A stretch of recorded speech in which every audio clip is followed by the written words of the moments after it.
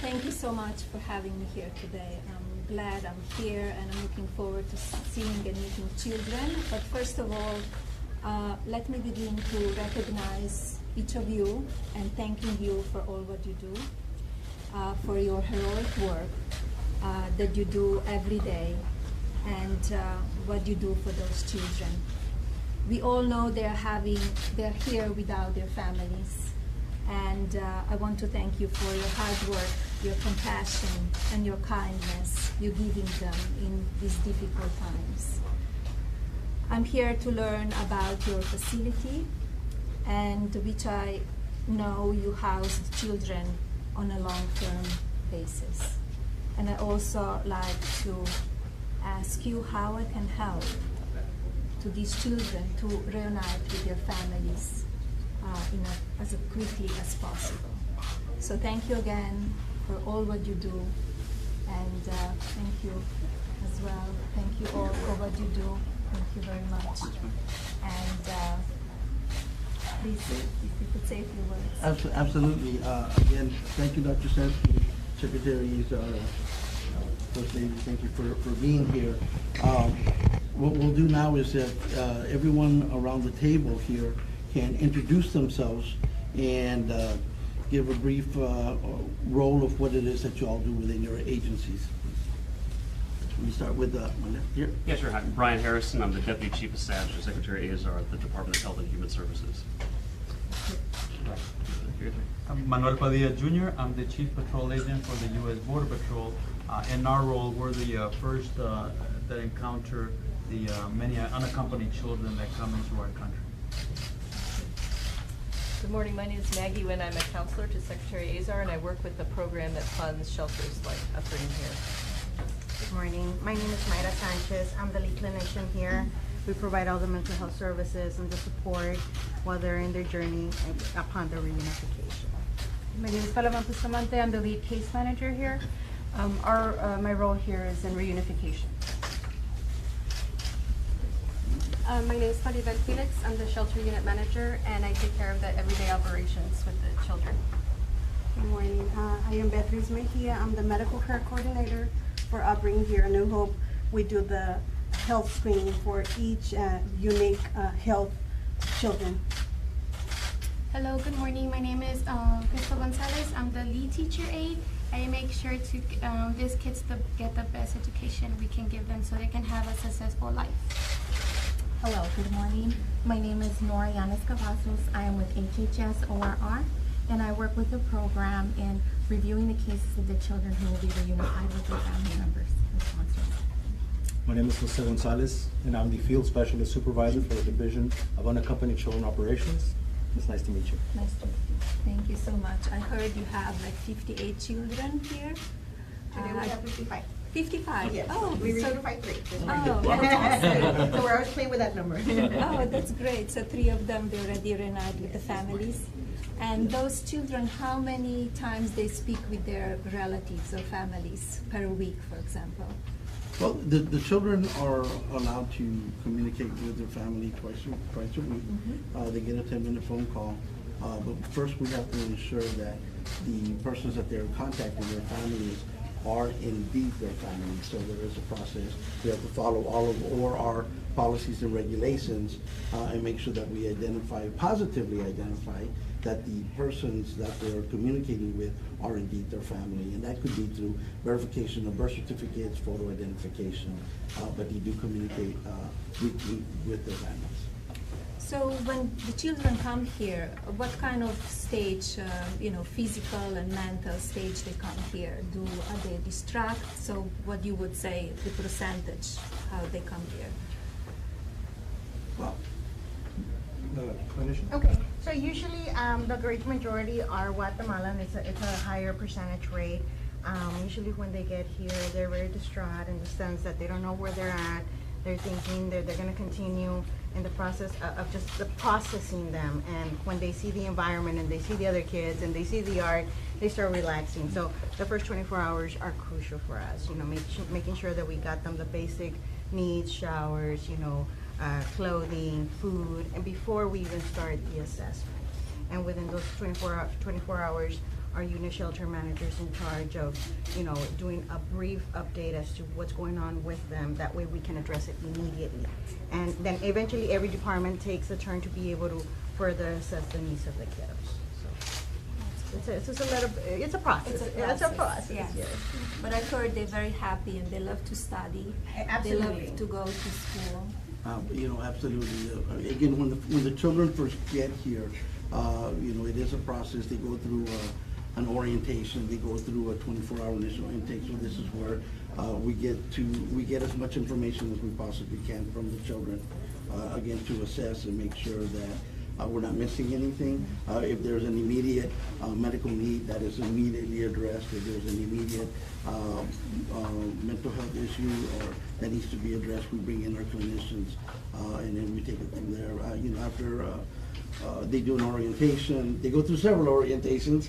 They'll go through the shelter. They will go through case management orientation. Then they'll also go through clinical orientation. So they will get of understanding of their current placement. And again, this is to inform them and keep them as calm as possible and to reassure them that they are in a safe place, that they will be well taken care of here, that they don't have anything to worry about. Now they're in a safe environment, free from abuse. Yes. And then, every day is something new with the children. We provide a lot of structure here. During the Monday through Friday schedule, they do attend class, and we try to educate them. We try to assimilate them to what the public school education system is going to be like. So, and then we also integrate recreational activities, spiritual care for the children, downtime for them. This is their home. And it's, they refer to these as shelters, but it is really a home for the children. This is their house. So their bedrooms are their bedrooms. And as you will see, First Lady, when we do the tour, you'll see the children and you'll see the smiles on their faces and you'll hear them giggle. And it's just fantastic. The staff that we have here, we just have a tremendous passion for working with these children. And we see them as if they were our own. Again, we do maintain boundaries and we do follow all our policies and guidelines. But again, just the passion that is there in working with these children, ensuring that they're safe, and ultimately reunifying them with their families. How long is the time that's the max time that somebody spent here that they are reunited with the family? Right now, we are averaging currently 42 to 45 days. Okay. So it's not an extended stay, and we're always following our policies and procedures and guidelines as far as reunifications are concerned with the children. But the average length of stay currently is between 42 and 45 days. That's great. Madam First Lady, there is some occasions where some children do not have anybody to go back to. And then in those situations, they are further assessed by the legal service provider that can help identify if they qualify for some type of legal relief. And eventually some children will move on to refugee status and not unaccompanied children.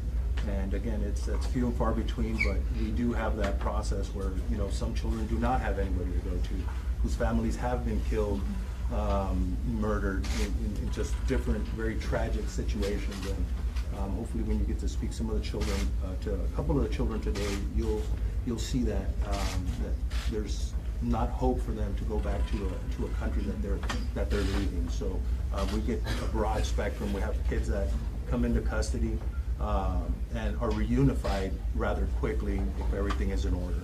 And then we have some children that will, unfortunately, and fortunately, stay within the system for a number of years until they can qualify for refugee status and move on to our other sister program, which is the unaccompanied refugee minor program. So these children, most of them come here alone, without parents? in The majority this of our center, children. yes. Yes, ma'am, they are unaccompanied and were detained by DHS and Border Patrol for the majority. And that's a big part of who we are and who we Yes. work with, yes, ma'am. Because they are between 12 and 17 years old, right? So Yes. it's Yes. kind of, they kind of understand, they know Yes, ma'am. where they are. So Yes, ma'am. they're Yeah. not like young children. Yes, ma'am, that's correct. Do you have the capability to take care of younger children here, younger than 12? Our license, our state license, does allow us to take children up until as young as 6, but for the current census right now, ORR has asked us to stay within the 12 to 17 range. And Mr. Secretary, oftentimes we'll place younger children in our foster homes. Could you explain that process, how you do that? Sure, sure. So at the time of detention or apprehension, we work very closely with our partners over at Homeland Security, and they identify, young children from, let's say, 0 to 5 years old. And we have a series of, a network of foster homes throughout the United States that are licensed in that particular state to work with children from 0 to 5 years old. And it's a family setting that these kids work in. And again, the same standard applies. We assess them for any medical need or any serious complication where we may have to use doctors, hospitals in that situation, because we get every type of child in our custody. Somebody who's non-mobile, non-verbal, to somebody whose mom may have perished in the Rio Grande or something that here in South Texas. So those kind of kids are taken care of, very special circumstances, and they're throughout the United States also. And we, as Upbring, have foster care programs in Corpus Christi as well as El Paso, and as of today are currently serving around 100 children in those programs. Great.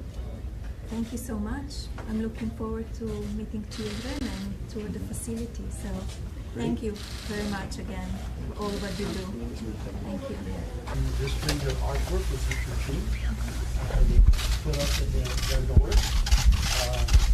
This is an information board for the children. So this will allows you to know what their daily schedule is going to be like. It identifies their wing, also the rules of the facility, and then their daily activities. So this is changed daily, so the children know exactly what they're going to be doing throughout the day. And of course, we have our rules. They keep it They keep it very organized. They keep up with their rules. Yeah. They do their own bands and they do their own cleaning. I mean, we do have some housekeeping, but for the most part, children maintain their rooms. And they do a fantastic job. They take ownership while they're here. And a lot of times they'll say, wow, this is my bed. Wow, they never had a bed for themselves. And absolutely, this is your bed when you're here. One of our few complaints we get from them is they're not used to air conditioning, so they think it's cold in here.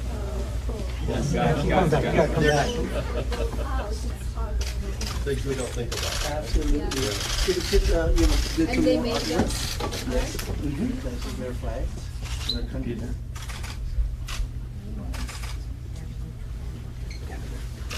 So if we can walk on over to another bedroom here, we can walk in.